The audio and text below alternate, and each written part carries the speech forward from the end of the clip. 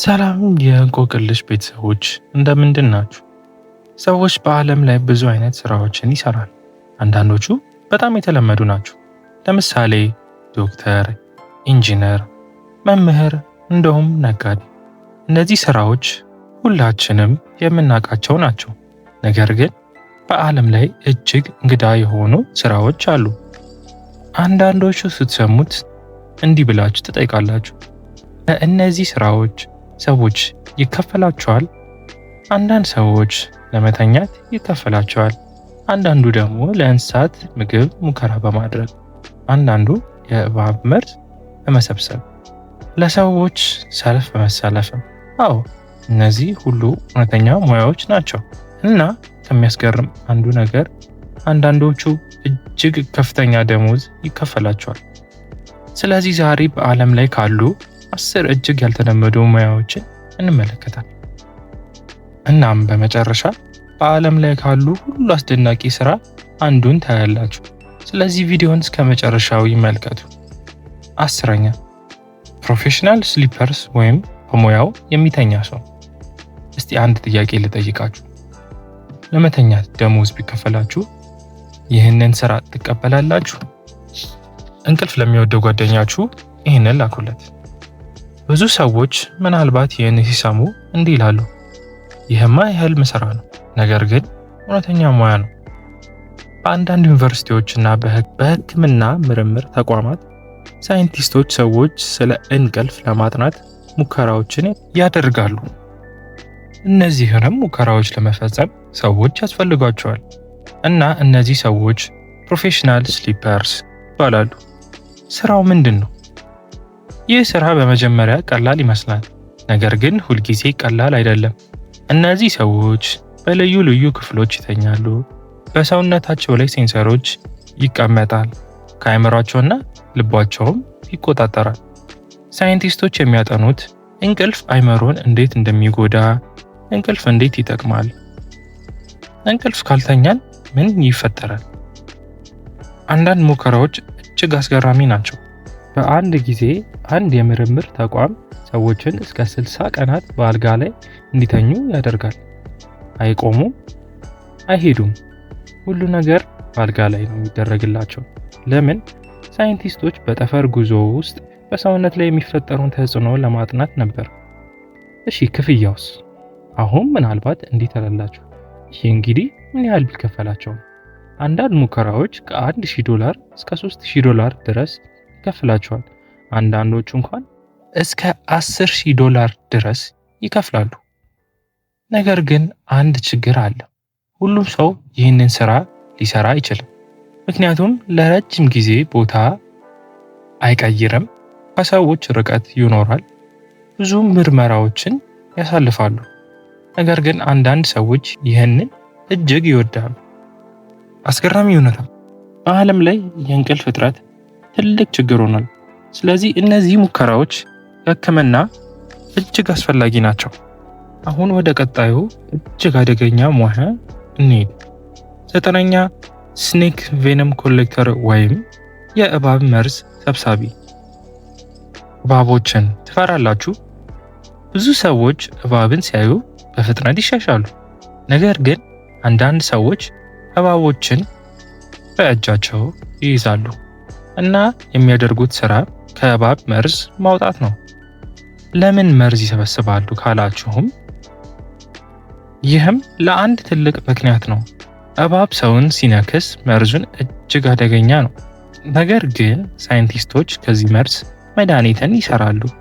ይህም መድኃኒት አንቲቬነም በመባል ይታወቃል። መርዙን እንዴት ነው የሚሰበስቡት?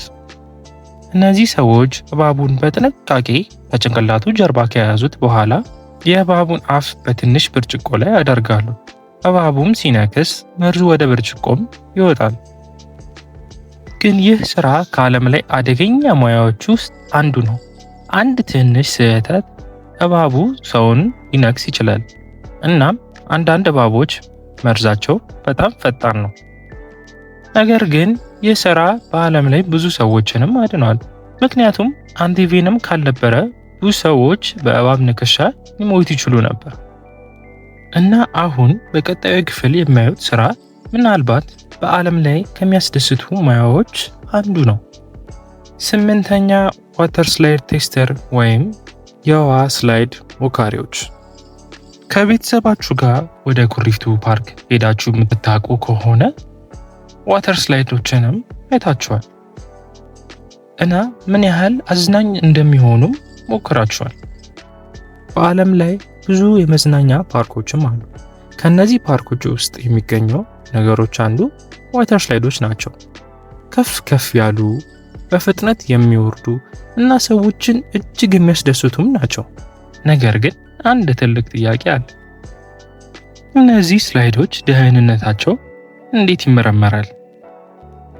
ሰዎች ይህን ዋተር ስላይድ ከመጠቀማቸው በፊት እሱን የሚፈትሹም ሰዎች አሉ። ይህም ሰው ዋተር ስላይድ ቴስተር ይባላል። ይህም ሰው ስራው የውሃው ስላይድ ሞካሪዎች አዲስ ስላይዶችን ይሞክራሉ። ስራቸው ስላይዱን ደህንነቱን መመርመር፣ ፍላጎቱን መለካት እናም የሚያወጣውንም ደስታ መገምገም ነው። አንዳንድ ጊዜ አንድ ሰው በቀን ከ100 ጊዜ በላይ ስላይዱን ሊወረወር ይችላል። ደሞዛቸውም አንዳንድ የቱሪዝም ኩባንያዎች ይህን ስራ ለሚሰሩ ሰዎች እጅግ ጥሩ ደሞዝም ይከፍላል። አንዳንድ ጊዜ እስከ $30,000 በዓመት ሊደርስ ይችላል እና ከዛ በላይም። እነሱ በዓለም ዙሪያ ብዙ የመዝናኛ ፓርኮችንም ለመጎብኘት ይችላሉ። ነገር ግን አንድ አደጋም አለው። ሁሉም ነገር ደስ የሚል ብቻ አይደለም። አንዳንድ ጊዜ አዲሱ ስላይዶች ሙሉ በሙሉ አልተፈተሹም ይሆናል። ስለዚህ ሙከራዎች አንዳንዴ አደገኛ ሊሆኑ ይችላሉ።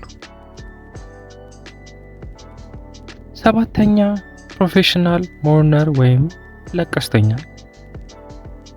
በአንዳንድ ሀገሮች ቀብር ሲኖር ሰዎች በብዙ ስሜት ያለቅሳሉም ያዝናሉም። ነገር ግን አንዳንድ ባህሎች ውስጥ ሰዎች ለማልቀስ ይከፈላቸዋል። እነዚህም ሰዎች ፕሮፌሽናል ሞርነርስ ይባላሉ።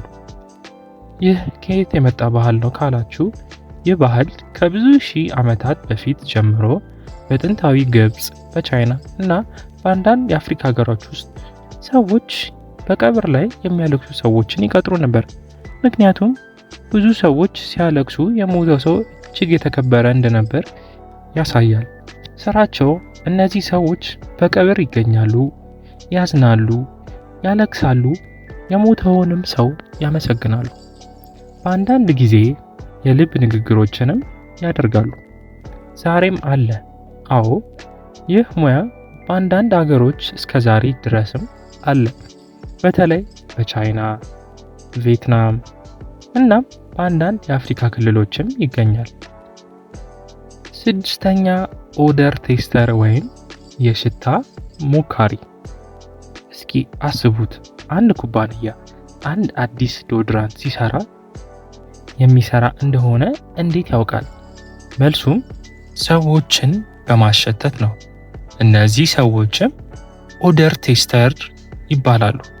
ስራቸውም እነዚህ ሰዎች የሰው ክንድ ሽታ ይሞክራሉ፣ ዲዮዶራንቶችን ይፈትሻሉ፣ ሽቶንም ይገመግማሉ። እነሱ ምርቱ እንዴት እንደሚሸጥ ለኩባንያውም ይናገራሉ። ይህ ስራ ከባድ ነው። አዎ፣ ምክንያቱም በአንድ ቀን ብዙ ሽታዎችን መሞከርም አለባቸው። አንዳንዶቹ በጣም መጥፎ ሊሆኑም ይችላሉ። ፉድ ቴስተር ወይም ምግብ ሞካሪ። በጥንታዊ ዘመን ነገስታት ትልቅ ፍርሃት ነበረባቸው፣ ምግባቸው መርዛማ እንዳይሆን። ስለዚህም አንድ ሰው ከነገስታቱ በፊት ምግቦቹን ይቀምሳል። እነዚህም ሰዎች ፉድ ቴስተር ይባላሉ። ነገር ግን ይሄ ነገር ዛሬም አለ? አዎ፣ ነገር ግን አሁን ለሌላ ምክንያት ነው። የምግብ ኩባንያዎች አዲስ ምግብን ሲፈጥሩ ሰዎች እንዲቀምሱ ያደርጋሉ። 4ኛ ፕሮፌሽናል ላይን ስታንደር ወይም ፕሮፌሽናል ተሰላፊ። በአሜሪካ እጅግ እንግዳ ሙያ አለ። ይህም ነገር ግን ለእኛ ሀገርም ይጠቅም ይመስላል። ሰዎች በመስመር ላይ ለሌሎች ይቆማሉ። ሰዎች ለሌሎች ሰዎች ይሰለፋሉ። ለምን? አንዳንድ ጊዜ ለረጅም ሰልፍ መጠበቅ አይፈልጉም። ስለዚህም ሌላው ሰው እንዲሰለፍ ያደርጋሉ። ይህም ምን ያህል ይከፍላል ካላችሁ በአንድ ጊዜ በሰዓት $25 ይከፍላሉ። ሶስተኛ ጎልፍ ቦል ዳይቨርስ። በጎልፍ ሜዳ ብዙ ኳሶች ወደ ውሃ ይወድቃሉ።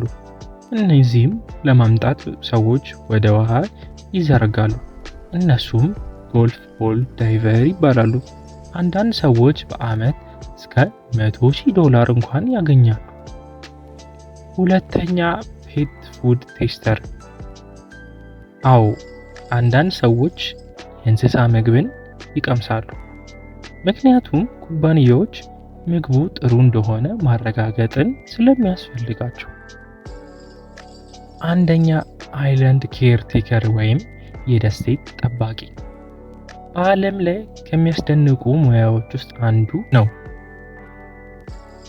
ላይ ከሚያስደንቁ ሙያዎች ውስጥ አንዱ ነው። ሰው በአንድ ውብ ደሴት ላይ ይኖራል። እናም ስራው ደሴቱን መጠበቅ፣ ቪዲዮ መስራት እና ቱሪዝምን ማስተዋወቅ ነው። እና አንዳንድ ጊዜ እስከ $100,000 ደሞዝ ይከፈላቸዋል።